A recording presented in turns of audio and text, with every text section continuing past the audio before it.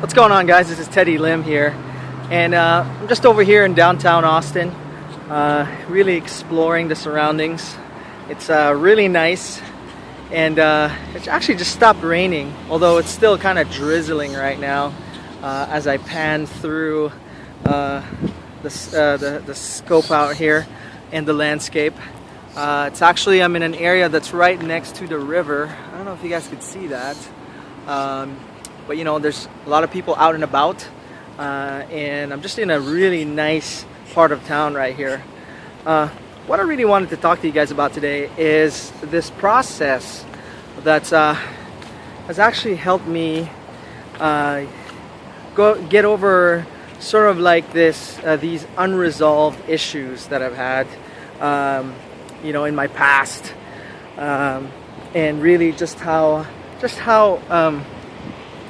it's taken me to a process of really being able to digest it.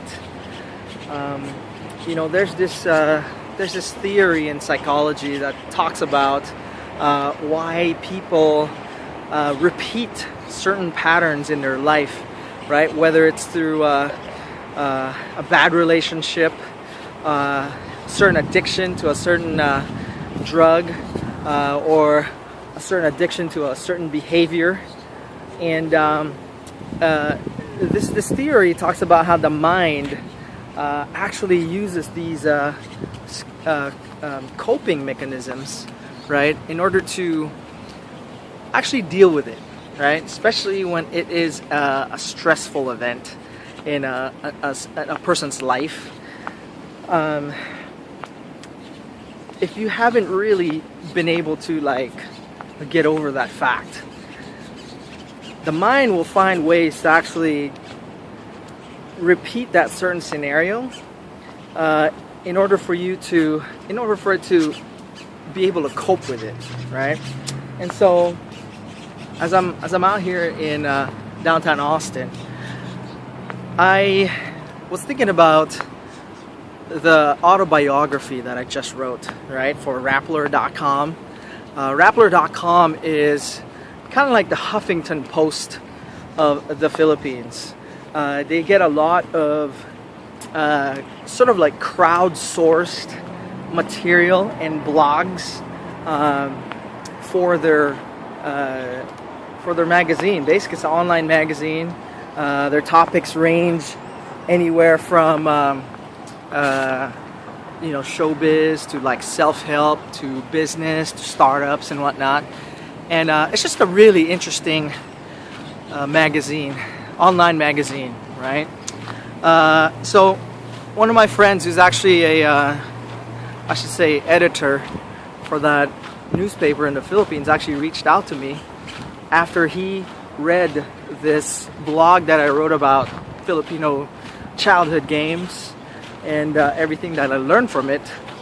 And to be quite honest, I was actually surprised when he reached out to me, because you know, I don't fancy myself as a writer or a sensationalist, so to speak, but I could wear that hat too. I could play that hat too, I guess.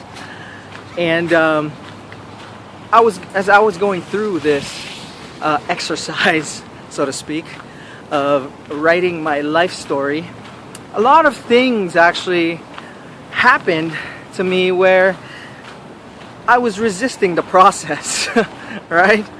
A lot of questions were going through my head, like, who's gonna want to read about my life story, right? Who's gonna, you know, want to learn about me, right? And the struggles that I had to endure and all the struggles that I had to go through in order to get to where I'm at now. What sort of things could I actually share to somebody that, you know, doesn't even know anything about what it means to be, say, like an immigrant, right?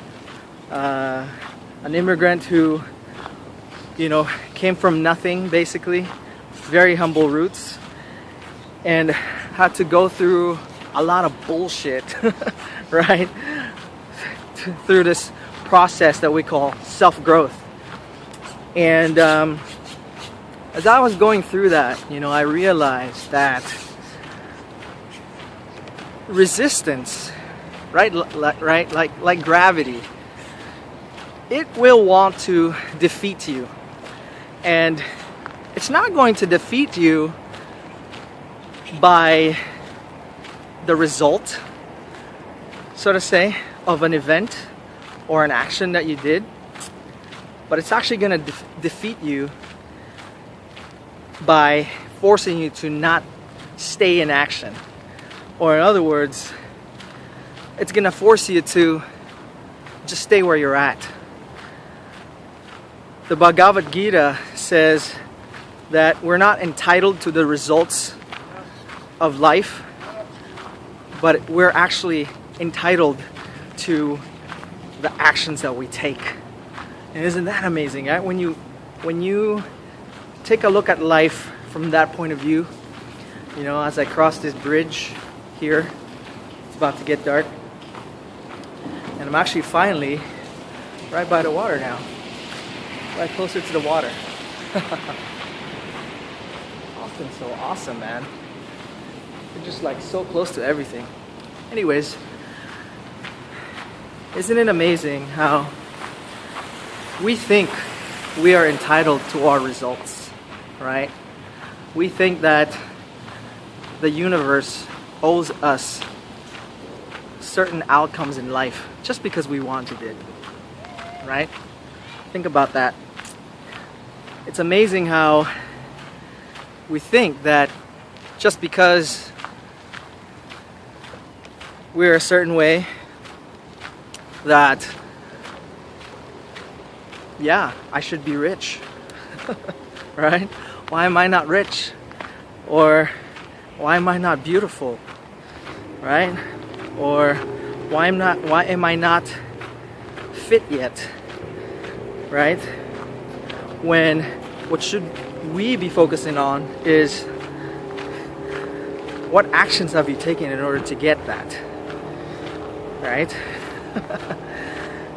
And I love this whole walking exercise and talking exercise, because it's forcing me to just talk whatever comes to mind.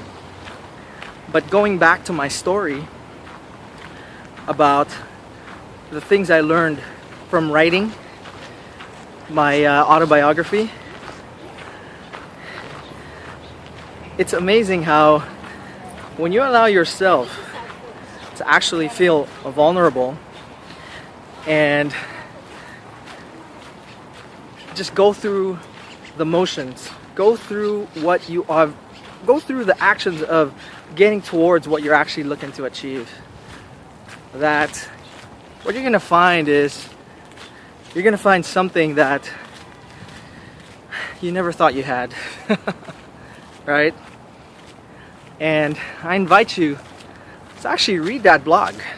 Read that short little article that I wrote that talks about my experience of coming to America. Somebody from humble roots and somebody who's still on the way to success. And see if you can relate. See if there's anything that you can learn or you can contribute to that story. Because what you actually will find is when you revel in other people's story, you just might find something that you never thought you were looking for. Alright? So my point to this, guys, is just stay in action. Stay in massive action to get the results that you want, and eventually you'll get there. Alright? Cheers, guys.